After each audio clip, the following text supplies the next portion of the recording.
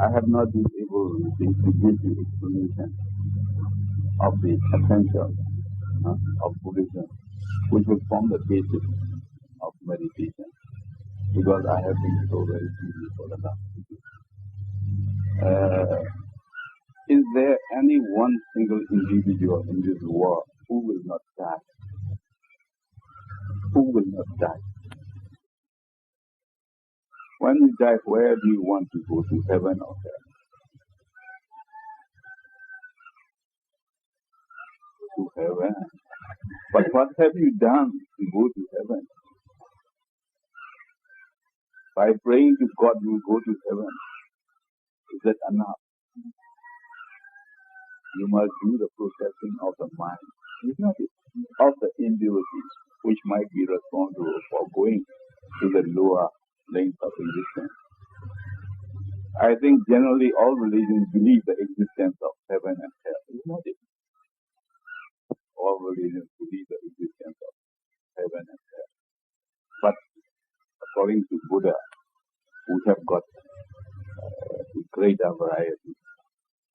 See, what we have got hell, we have got 4 different subhuman planes. Subhuman planes, the lower one. And we have got the 6 celestial planes above the human world, human plane. This is what generally other religions speak of paradise. But we have still called the Brahmanic plane. So there are in all 31 planes of existence. 4 is subhuman. That is the demon world, the ghost world, the animal world, and is hell. Hell is the worst type for all beings, because there is continuity of suffering. As it were, they were undergoing very great suffering, as if burning in cinders. So that was very bad. And see, we have got 6 celestial planes where you go for your good deeds, good merit. And there you enjoy as if in paradise. But they are all sensual. What you enjoy in the field of sensuality is not good. But if you can transport yourself to an area beyond the range of sensuality, then that is best. So, we call the sensual planes the karmic planes. There are 11 planes which we call karmic planes. That is the human world in between the subhuman plane and the celestial plane. As God or Deva or celestial beings, they enjoy sensuality to the greatest height. They enjoy life there. When they consume the credit balances of their good deeds, see, they just come down to the lower subhuman plane or human plane. So in that way, this changing nature of existence is taking. But yet we have got what we call the non-sensual planes, the Brahmanic planes. They are, as it were, in space. There is no taint of sensuality, no taint of impurity. It is perfect purity. It is radiance, so to say. When you get into that plane, see, you are freed from the bonds of sensuality. You get yourself beyond the range of sensuality, and where you enjoy what we call the peace of jhana, a perfect transcendental peace. So, when you take your meditation here at this center, and when you try to develop your mind to a perfect state of purity, you try to transport your mind to be in tune with the nature of jhana in the first jhanic state. That is, you try to get out of the field of sensuality. Both the lower magnetic field of subhuman plane and the upper magnetic field of sensual plane. So, at times, when you get a semblance of light, that was a moment when your mind becomes perfectly adjusted and balanced. So you get tuned in with the forces of the first jhanic state. At that moment, your mental level is equivalent to that of a Brahma in the first jhanic state. But even though it might be for an instant, because you connect yourself with the forces of purity in the first jhanic state, or in other words, you draw in the forces of purity, you join with the essence of your mind. So the impact of that purity which you draw in has got a telling effect on the impurity which by nature exists in man. That impact creates sort of upheaval. So after some spells of good meditation with the points of light, there might be reaction, which will sometimes even upset you. You will feel out of sorts. You will feel uneasy. You will feel restless. Because, just like the example I would give of a person who is trying to throw cold water into the furnace where there is heat so much in there. The impact of the cold water on the furnace will create a sort of upheaval. Until that the thing is spent out, you will be in an unsettled state of mind. That you have to remember. Sometimes people think, no, I got just a point of light. My mind has been so calm. What's the matter? Now I am restless and all that. These are the natural tendencies, natural followers. So, if you can understand this, you will go. Otherwise, you get disturbed in mind. When you are trying to purify your mind, you get disturbed. And you are carried away by that disturbance, sometimes to extremity. Sometimes so much so that he became disappointed with the work and he felt like running away. So such are the things which you have to be very cautious. So if any such reaction like this happens, just take easy, smile it away, and let it be spent out. Or another way of getting over the difficulty is, if you can feel like doing, just wrap it up. A hard breathing for a few moments till you become settled down. As if you are blowing up something that has got inside. You understand? So in that way, stage by stage you get over. Till you can remain in that state of equanimity for a longer period. You remain in the state of equanimity for a longer period when your mind becomes settled down on that spot, on the upper lip, which I showed. If your mind can stay, if you can anchor your whole attention on that little spot on the upper lip for a length of time, the mind becomes settled. But at times you find that your attention slips away from that spot, isn't it? At times you will find that the attention here becomes a little loose, not so very much fixed as it should be. Isn't it?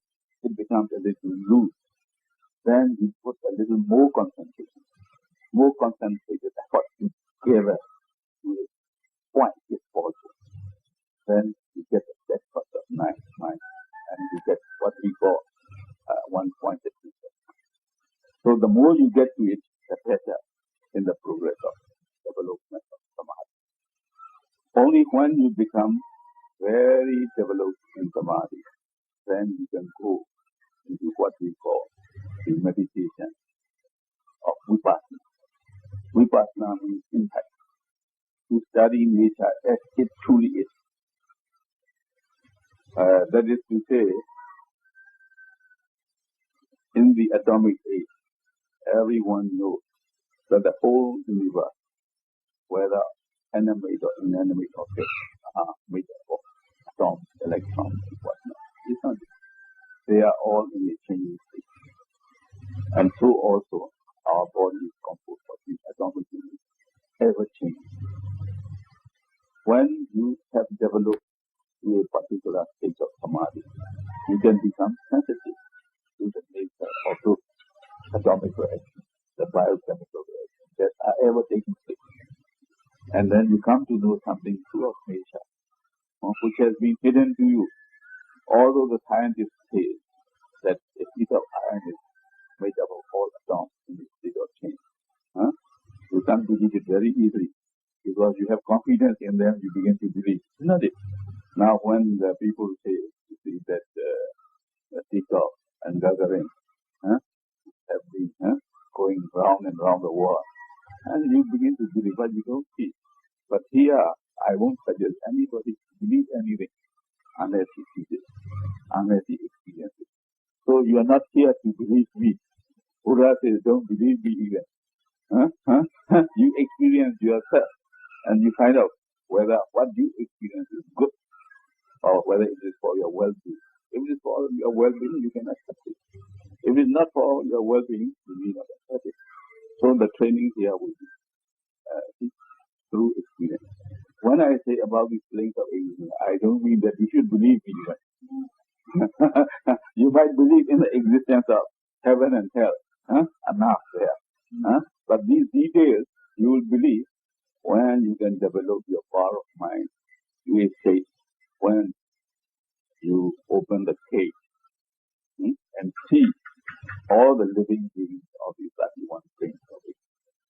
I have trained a number of people to see that. You understand? So then only you believe. So I've introduced you to a Brahma in the first jhanic plane, and you'll be with me. I'll introduce you to a Deva or celestial being in the Sumaharajika plane. You can meet her, then you'll believe, isn't it? You can see the lower planes of it, where you may not like to go to be with them, but you can get a glimpse of them. Then you'll believe. But who will get and who will not get, I can't say. Because it depends upon what we call parami. Parami means accumulated credit, which you have accumulated by good deeds throughout all the millions and millions of experiences, the existence. So, what is very essential now is to develop the power of samadhi. When you have developed the power of samadhi, you will come to the next stage, which we call vipassana. When you come to vipassana, you will experience something very phenomenal, something which you had never experienced before. Now with samadhi, when your mind becomes settled down on the spot, on the upper lip, you begin to get disconnected with the wall of ideas, isn't it? You almost stop thinking sometimes, isn't it? That is good enough. But when you go to vipassana, you can keep your mind inside the body with the feeling of this changing nature or a nature. And you can become more disconnected with the world. You can sink into it and stay there for so long as you like and come out whenever you like. That is what we call escape. Escape in the true sense of the word, not in the sense that in the West people make use of tranquilizing tablets and like masculine or some herbs or trying to do or get linked up with the spiritual forces of lower order. They became dominated by those forces and they lost consciousness for a while. And instead of starting other religions, they try to get yourself tuned in with the deities. Deities mean Indian gods. So the teacher will help you to create a seed in your body for the deity, to take root in it. And then when the deity gets into your system, you are dominated by that for a while, and you forgot in the normal way of thinking all these things. And that was, we believe, to be the short spell of relaxation. I think Mr. Hislop and Mr. Hislop, before they came here, belonged to that type. But now they have completely abandoned that. Of course, that is not bad in a sense that they try to relate themselves to the spiritual forces of a little higher than human, generally belonging to the Sumaharajika place. But here, my technique is to get one empty of all the spiritual elements there. You may have some, he may have some, and these little boys also may have some. who knows? But if there are any spiritual elements in them, they have to be disintegrated so that you can be linked up with a higher forces in the Brahman. For so long as they are there, you can get it to the higher. So this is how I'm giving training here. And so today we just go on with developing the power of mind, one-edgedness, and next time I'll give you an explanation of the nature of forces. How I'll give you a book also called What Buddhism Is, which contains a series of lectures given by me in the English Methodist Church at Wembley in 1951 at the request of one Mr. Stock. Oh yes, we have plenty of copies here. Oh, you had? Oh, I have got a lot of copies.